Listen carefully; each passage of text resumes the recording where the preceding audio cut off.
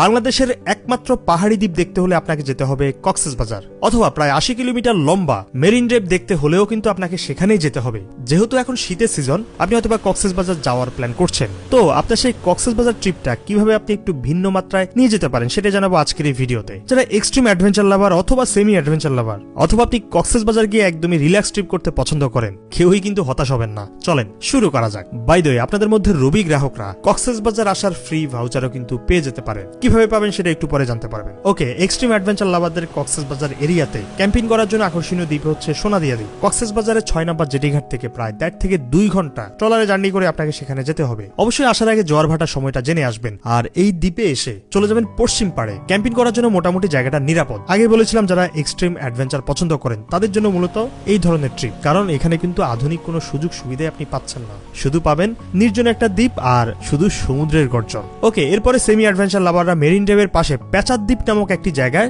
রাত্রে ক্যাম্পিং করে থাকতে পারবেন। রাতে ক্যাম্পিং করে থাকবেন, পরের দিন একটা চাঁদ নৌকা ভাড়া করে চলে যাবেন লাল কাঁকড়ার দ্বীপে। পেঁচার দ্বীপ আর লাল কাঁকড়ার দ্বীপ কিন্তু একদম পাশাপাশি। তাছাড়াও চাঁদের গাড়ি অথবা বাইক ভাড়া করে মেরিন ড্রাইভের ৮০ কিলোমিটার রাস্তা পাড়ি দিয়ে এই রাস্তার শেষ প্রান্তে অবস্থিত শাহপুরীর দ্বীপটা দেখে আসতে পারেন। সেখানকার সবচেয়ে লম্বা জেটিঘাটের সামনে গেলে মিয়ানমারের সীমান্ত দেখতে পাবেন। যাওয়ার পথে কিন্তু অবশ্যই হলিউড পাহাড়টা মিস করা যাবে না। এবার আসুন, যারা রিল্যাক্স ট্রিপ করতে পছন্দ করেন তারা যেটা করতে পারেন, সম্পূর্ণ মেরিন ড্রাইভ দেখতে হলে টুরিস্ট ক্যারাভানে করে সারাদিন ঘুরবেন। হিমছড়ি থেকে শুরু করে একদম সাবরাং পর্যন্ত সবগুলা ট্যুরিজম স্পট বা সবগুলো সি বিচে কিন্তু আপনি দেখতে পাবেন। সকালে ব্রেকফাস্ট, দুপুরে খাবার, বিকেলে স্ন্যাক্স সবকিছু কিন্তু এই টুরিস্ট ক্যারাভানের ভেতরেই হবে। যেতে পারেন মিনি বান্দরবান খ্যাত গোয়ালিয়ার পাহাড়, তাছাড়াও করতে পারেন রিজুখালে কায়াকিং। আর যদি স্বল্প পরিসরে সাহসের পরীক্ষা দিতে চান, দরিয়ানগর সি বিচে করতে পারেন প্যারাসেলিং। আর যেতে পারেন ওই যে ভিডিওর প্রথমে বললাম বাংলাদেশের একমাত্র পাহাড়ি দ্বীপ মহেশখালীতে। কিভাবে যাবেন সেটা তো অবশ্যই বলবো, তবে তার আগে বলতে চাই যারা আপনারা রবি গ্রাহক আছেন তারা কিন্তু ফ্রি ভাউচারে চলে আসতে পারেন কক্সবাজার।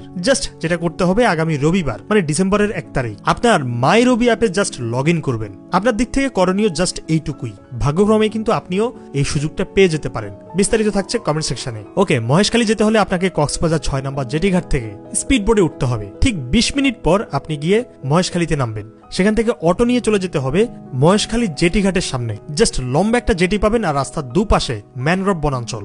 দেখতে জাস্ট অসাধারণ লাগে। তার পাশে হচ্ছে পাহাড়, ঠিক পাহাড় বলবো না, টিলা। টিলার উপর থেকেও কিন্তু খুব সুন্দর একটা ভিউ পাবেন। বাই দ্য ওয়ে, এই মহেশখালী কিন্তু পানের জন্য বিখ্যাত।